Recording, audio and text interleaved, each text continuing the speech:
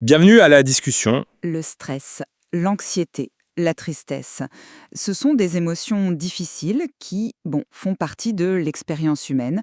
Et face à elles, les analyses que nous avons étudiées nous proposent en fait deux grandes voies, deux philosophies presque opposées. Absolument.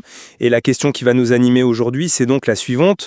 Pour faire face à ces états, quelle est la stratégie la plus juste, la plus efficace? Faut-il privilégier une approche de maîtrise rationnelle, où on cherche à contrôler ses réactions par des techniques, par une analyse rigoureuse? Ou bien au contraire, est-il plus pertinent d'adopter une démarche d'acceptation, d'expression, en considérant les émotions comme des signaux utiles qu'il faut vivre pleinement pour en compléter le cycle naturel et trouver enfin une résolution authentique? Moi, je défendrais la première perspective. Je soutiendrais que la gestion active et le contrôle sont les outils les plus fiables pour naviguer dans un monde complexe et exigeant. Et de mon côté, je défendrai la seconde approche, celle de l'écoute et de l'expression, que je considère moi comme la seule voie vers un apaisement qui soit véritable et surtout durable. Mon point de départ il est pragmatique, presque médical. Le stress et les soucis, lorsqu'ils ne sont pas maîtrisés, ont des effets absolument dévastateurs sur notre santé. Les sources qu'on a consultées sont sans appel. On parle de troubles cardiaques, d'ulcères, d'hypertension. Ce n'est pas juste une vue de l'esprit. L'approche de Hans Selye, avec son syndrome général d'adaptation, le démontre scientifiquement. Mhm. Le corps passe par des phases d'alarme, de résistance et puis d'épuisement. Le stress chronique, ça mène littéralement à la défaillance de l'organisme. Alors, face à cette menace, la réponse ne peut pas être passive. Il faut agir. Et pour ça, la raison est notre meilleur allié. Dale Carnegie, par exemple, il propose une méthode simple et puissante. On rassemble les faits, on analyse les options et on prend une décision. C'est une manière de reprendre le contrôle sur le chaos. Nos textes décrivent une véritable boîte à outils. Techniques de relaxation, respiration, recadrage cognitif. Ce sont des compétences concrètes qui permettent de maîtriser des réactions qui sinon nous emportent. C'est une prise en main en fait. Je ne conteste absolument pas les dangers du stress chronique, ce n'est pas le sujet. Mais je pense que votre approche s'attaque aux symptômes et pas à la cause profonde. En traitant l'émotion comme un ennemi à abattre ou un simple dérèglement à calmer, on ignore sa fonction première, sa sagesse en quelque sorte. Les lectures qui s'appuient sur l'analyse transactionnelle, par exemple, décrivent ce qu'elles appellent un circuit sain de l'émotion. C'est un processus naturel. Un stimulus déclenche une sensation dans le corps qui mène à une prise de conscience et enfin une action qui répond aux besoins signalés. La peur nous dit « protège-toi ». La colère fait respecter tes limites. D'accord. Bloquer ce circuit avec une technique de gestion, c'est comme débrancher l'alarme incendie parce que le bruit est désagréable, tout en laissant le feu continuer de brûler. L'émotion reste là, bloquée, non résolue. Le véritable apaisement ne vient pas en supprimant le signal, mais en y répondant. Et cette réponse, comme le souligne Christine Chevalier, elle est fondamentalement relationnelle. Pleurer seul peut soulager, bien sûr, mais ce qui est vraiment réparateur, c'est d'être consolé. Je comprends la logique du messager intérieur. Mais que fait-on lorsque le messager hurle au point de rendre toute action impossible? Quand l'anxiété paralyse ou que la colère aveugle, il faut bien d'abord faire baisser le volume pour pouvoir, justement, entendre le message. C'est là que l'approche cognitive et même les principes stoïciens rappelés dans nos sources sont d'une puissance redoutable. La phrase est célèbre. Ce ne sont pas les événements qui troublent les humains, mais les idées qu'ils s'en font. La source de la détresse, ce n'est pas l'événement, c'est notre interprétation. Donc les techniques qui visent à identifier nos pensées automatiques, nos pensées brûlantes, agissent à la racine du problème. En restructurant notre pensée, on modifie l'émotion elle-même. La méthode de Carnegie en 4 questions va exactement dans ce sens. Quel est le problème? Quelles sont les causes? Les solutions? Laquelle est la meilleure? C'est une démarche qui rend le pouvoir à l'individu, qui le sort de la passivité. Oui, mais cette démarche, aussi logique soit-elle, elle intellectualise une réalité qui est avant tout corporelle, tripale, comme le dit un de nos auteurs. On ne peut pas simplement raisonner une peur panique pour la faire disparaître. Tenter de le faire, c'est prendre un risque énorme, celui de détourner l'émotion. L'énergie de l'émotion, elle, ne s'évapore pas, elle se transforme. Et elle peut devenir ce que l'analyse transactionnelle appelle un racket, un sentiment parasite. Pardon, mais quand vous parlez de raquette ou de timbre, je pense que ça vaudrait le coup de clarifier ce que ces métaphores signifient ici. Oui, bien sûr, ce sont des concepts clés. Le racket, c'est une émotion apprise, souvent dans l'enfance, qui vient en remplacer une autre. Une émotion authentique et qui, elle, était interdite. Par exemple, un petit garçon à qui on répète « les garçons ne pleurent pas ». Il va peut-être apprendre à remplacer sa tristesse par de la colère. Adulte, face à une perte, il ne se sentira pas triste, mais en colère, ce qui est une réponse inadaptée. Vous voyez ? Je vois, oui. Et l'image des timbres, elle est aussi très parlante. C'est l'idée que chaque émotion non exprimée, chaque frustration ravalée, est comme un timbre qu'on colle dans un carnet.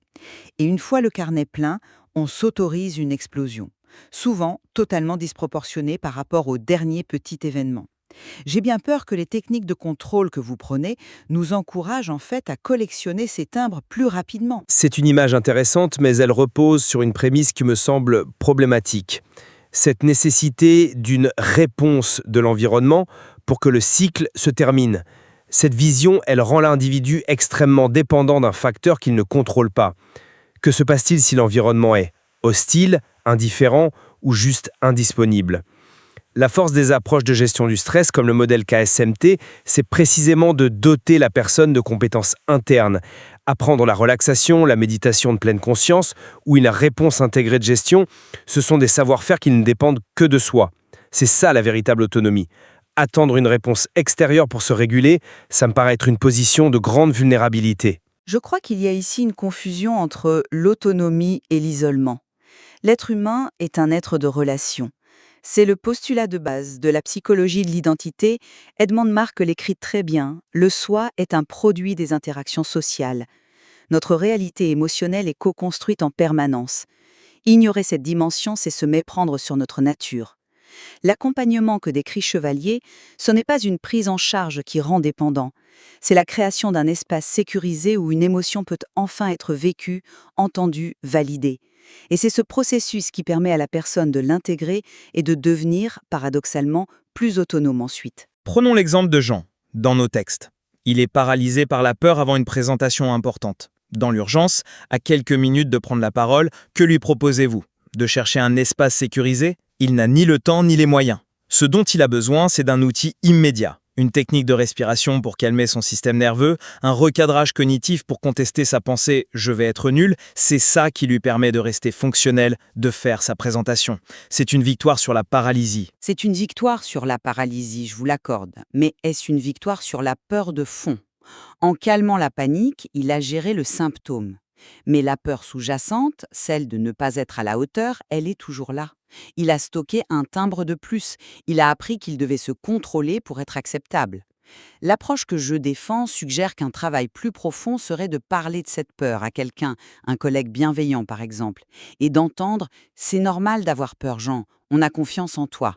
C'est cette validation qui, à terme, va reconstruire sa confiance. Le contrôle solitaire l'empêche d'accéder à cette résolution interpersonnelle qui est pourtant la plus durable. Mais ce que vous décrivez là n'est pas toujours disponible. Et si on pousse votre logique, où place-t-on la limite ? Une société peut-elle fonctionner si chacun exprime sa colère, sa frustration, sans filtre, à tout moment, en attendant une réponse réparatrice ? Ça semble être la porte ouverte à l'immaturité émotionnelle, non ? C'est une excellente question, mais vous opposez l'expression authentique au chaos. Or, l'expression, ce n'est pas forcément une décharge brute et incontrôlée. Apprendre à dire « quand tu fais ça, je me sens en colère car mes limites ne sont pas respectées », c'est une forme d'expression extrêmement mature. D'accord. Mais pour en arriver là, il faut d'abord accepter d'être en contact avec sa colère. Et c'est là que le danger inverse de votre position apparaît. À force de gérer, de contrôler, ne risque-t-on pas de devenir sourd à nos propres messages ? Prenez l'autre exemple, celui de Julie. Elle est épuisée, stressée. Elle pourrait utiliser des techniques de relaxation pour tenir le coup. Et ce serait déjà une très bonne chose. Ça lui permettrait de préserver sa santé, de ne pas sombrer. Elle resterait aux commandes d'un navire qui fonce sur un iceberg. Son épuisement n'est pas un simple problème de gestion, c'est le symptôme d'une situation de travail qui est peut-être abusive ou inadaptée. Si elle se contente de gérer sa tension, elle ne contactera jamais la colère légitime ou la profonde tristesse qui se cache derrière. Et ce sont ces émotions-là qui contiennent l'énergie pour dire stop, pour chercher une solution réelle. La gestion de surface, dans ce cas, la maintient fonctionnelle dans une situation qui, au fond, la détruit. Vous touchez un point important, la différence entre un stress aigu, comme celui de Jean, et un stress chronique, comme celui de Julie. Je pourrais concéder que l'approche doit être différente. Pour Jean, une technique immédiate est une bouée de sauvetage. Pour Julie, la bouée ne sert à rien s'il faut traverser un océan. Pour autant, même pour elle, la première étape n'est-elle pas de retrouver un minimum de clarté mentale pour analyser sa situation? Et pour ça, les outils de gestion du stress sont un prérequis. Comment prendre une décision juste quand on est submergé? Je dirais plutôt que la décision juste ne peut pas être prise sans l'information de l'émotion. Il ne s'agit pas d'être submergé, mais d'être informé. La clarté mentale coupée de la réalité émotionnelle est une illusion. C'est une pensée froide qui peut mener à des décisions terribles. L'intelligence véritable, c'est l'articulation des deux. Votre approche, en donnant la primauté absolue à la raison qui contrôle, risque de nous couper d'une moitié de notre intelligence. En somme, ma position reste ancrée dans une forme de réalisme. Face à l'urgence et aux effets bien réels du stress, l'acquisition d'un arsenal de techniques de contrôle est une nécessité. Ces outils, fondés sur la raison, offrent à l'individu une autonomie cruciale. Cette maîtrise pragmatique, ce n'est pas juste un confort, c'est une compétence de survie. C'est la différence entre tenir le cap dans la tempête et être emporté par la vague. Pour ma part, je conclus que cette vision purement gestionnaire, si elle est séduisante et réductrice, est potentiellement aliénante. Elle risque de nous déconnecter de nos besoins profonds. Les émotions sont notre boussole interne. Apprendre à lire cette boussole même quand elle indique des territoires difficiles est la seule voie. La véritable résilience ne naît pas de l'évitement de la souffrance, mais de la capacité à la traverser, à l'exprimer et à trouver dans la relation l'apaisement qui permet de clore le cycle et d'avancer. Il est possible, au fond, que nous décrivions deux moments différents, deux étapes. Peut-être faut-il d'abord des techniques pour ne pas se noyer, pour garder la tête hors de l'eau, et une fois en sécurité sur la berge, alors seulement, un travail plus profond d'écoute devient possible, pour comprendre pourquoi on est tombé à l'eau. C'est une synthèse possible, en effet. Mais la question cruciale demeure. À quelle de ces deux approches doit être notre philosophie par défaut? Celle qui nous apprend à construire des digues toujours plus hautes ou celle qui nous apprend à nager? La nature même de cette articulation reste une question complexe. Nous espérons que cette discussion aura éclairé les enjeux et nous vous invitons à poursuivre l'exploration de ces perspectives dans les textes.